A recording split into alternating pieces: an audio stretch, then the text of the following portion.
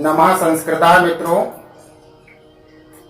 प्रतिदिन की भांति आज भी बीएसआर कोचिंग करमेर की ऑनलाइन क्लास में मैं पवन सर आप सभी के सामने संस्कृत व्याकरण के अंतर्गत जो स्वर संधि है उसका पहला भाग लेके आया हूं।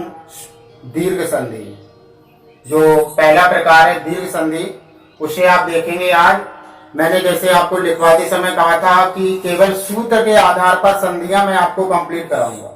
केवल सूत्र का विश्लेषण करके आपको केवल सूत्र याद करना है। क्या याद करना है? सूत्र याद करना है। चलिए तो देखिए, दीर्घ संधि जो है आपकी, इसका सूत्र होता है अकः सवर्णे दीर्घा।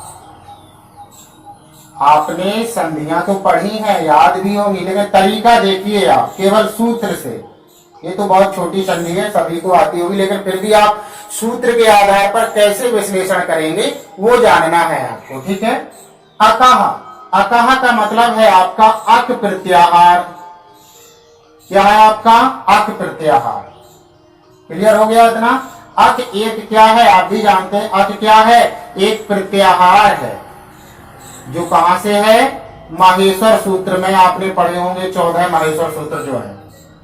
अक प्रत्याहार जो आपका है, अक प्रत्याहार, इसका मतलब हो गया सवर्ण का मतलब हो गया समान वर्ण। क्या हो गया? समान वर्ण। इसके बाद दीर्घा का मतलब हो गया उसी जाति का दीर्घ वर्ण।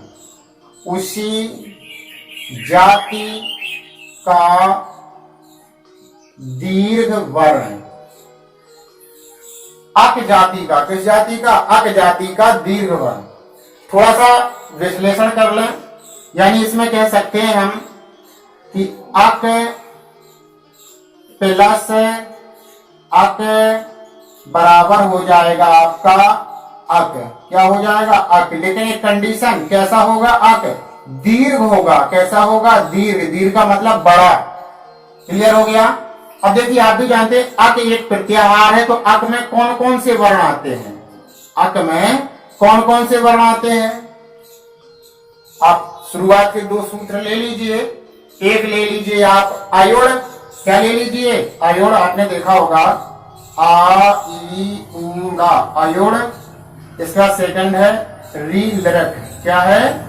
री लरक। तो आ से लेकर के का के पहले जितने भी वर्ण आते हैं, आ भी सम्मिलित होगा, तो आ ई उ री ले। तो अक में क्या क्या आ गया? आ ई उ री, उसके बाद ले। कितने वर्ण जो है वो आपके अक प्रत्याहार में आते हैं। क्लियर हो गया इतना? ये 5 वर्ण जो है किस प्रत्याहार में आते हैं? अक प्रत्याहार में आते हैं। अब देखिए इनकी कंडीशन क्या होती है, किस तरह से, किसके बाद क्या होना चाहिए। समान वर्ण होंगे, अक प्लस अक, यानी आ जो होगा आपका आ प्लस आ प्लस आ, यानी ह्रस्व आ कह सकते हैं, छोटा आ प्लस छोटा आ बना देगा आपका क्या? बड़ा आ। उसके बाद चाहे आपका छोटा आ के बाद बड़ा आ भी आ जाए तो भी बनेगा बड़ा आ। उसके बाद चाहे आपका बड़ा आ के बाद छोटा आ भी आ जाए तो भी बनेगा आपका बड़ा आ। उसके बाद चाहे बड़ा आ प्लस चाहे बड़ा आ बराबर तो भी बनेगा बड़ा आ। इसी तरह से सेम कंडीशन ई की भी होगी। छोटी ई प्लस छोटी ई बराबर क्या बनेगा? बनेगी बड़ी ई। इसके बाद छोटी ई प्लस बड़ी ई तो भी क्या बनेगी? बड़ी ई। इसके बाद बड़ी ई प्लस छोटी ई बराबर क्या बनेगी? तो भी बड़ी ई। इसके बाद क्योंकि उसी जाति का बड़ा बनना है ना, तो ये समान ही जाति, तो एक ही जाति का है, चाहे छोटा हो चाहे बड़ा हो, जाति तो आखिर एक ही है। इसके बाद में आप देखेंगे चाहे बड़ी ई हो और उसके बाद भी बड़ी ई हो तो भी क्या बनेगा? बड़ी ई ही बनेगा। ठीक है ना?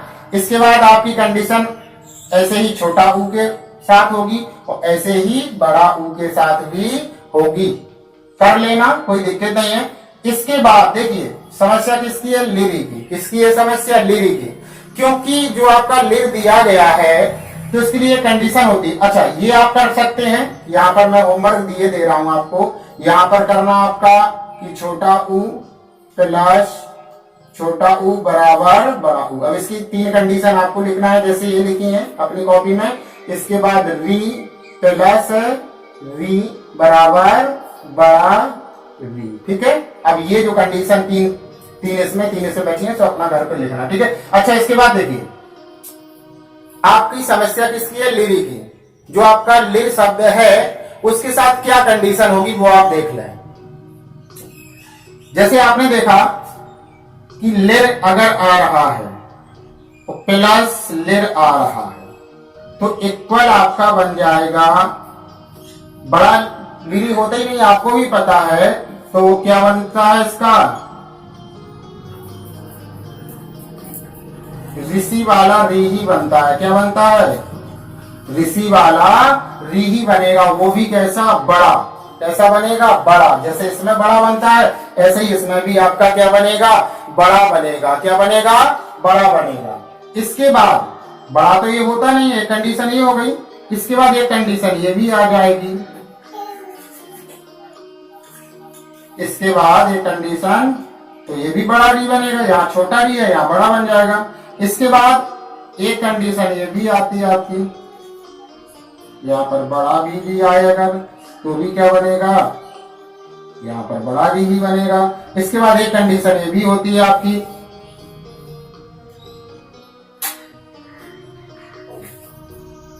यहाँ पर री शुरू हो जाए आपका तो यहाँ पर ली हो।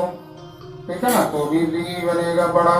इसके बाद यहाँ पर आपकी कंडीशन बची है बड़ा भी प्लस ली, तो भी क्या बनेगा? बड़ा री ही बनेगा, यानी कि दीर्घ री बनेगा। क्या बनेगा? दीर्घ री बनेगा। क्या बनेगा? दीर्घ री बनेगा।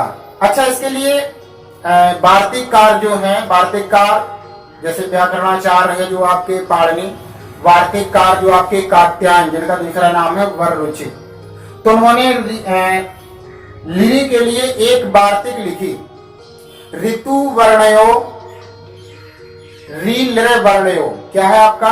री लिर वर्णयो मिथाह, री लिर वर्णयो मिथाह।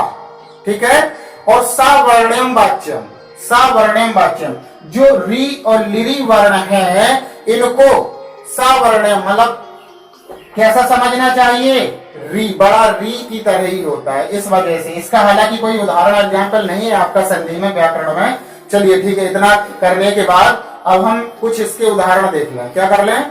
कुछ इसके उदाहरण देख लें। चलिए यहाँ पर हम उदाहरण देख ले रहे हैं, एक एक उदाहरण देख लीजिए, वीडियो लंबा हो रहा है। कुछ उदाहरण, चलिए जैसे आपने बहुत बार पढ़ा होगा विद्या प्लस आलय। क्या पढ़ा है?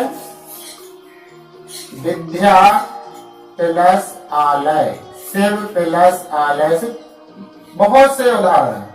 तो क्या है आपका इसमें? विद्या प्लस आलय। यहां पर क्या है आपका?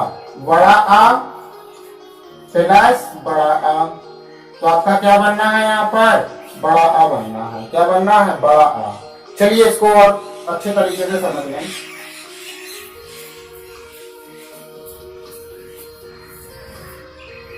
अगर हम इसमें से स्वर निकाले, बड़ा आ निकलेगा, इसमें से क्या निकलेगा? बड़ा आ। क्या निकलेगा? बड़ा आ। यानी हम इसको ऐसा लिख सकते हैं, वी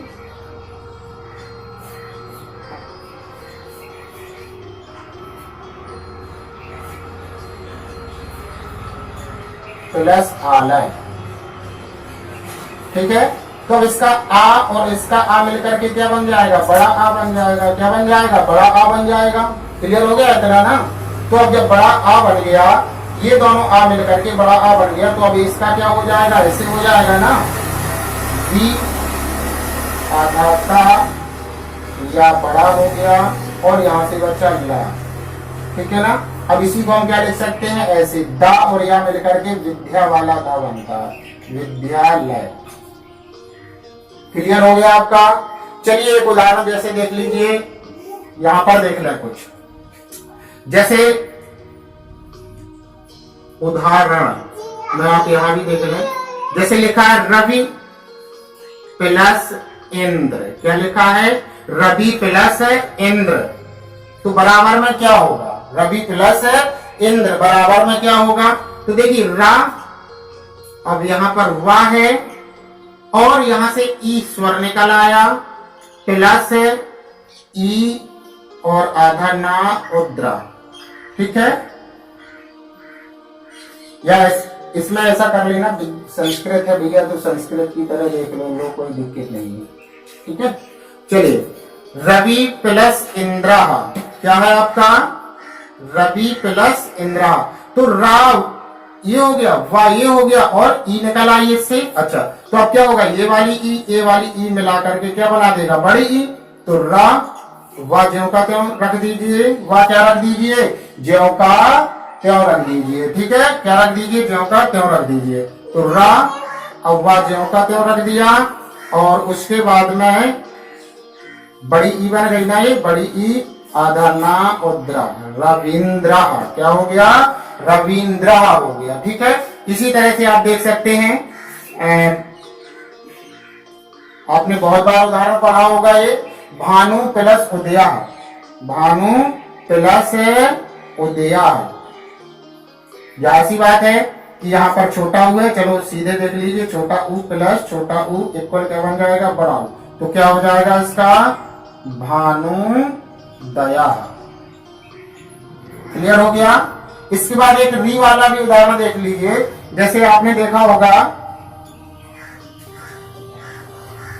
पितृ प्लस ऋणम,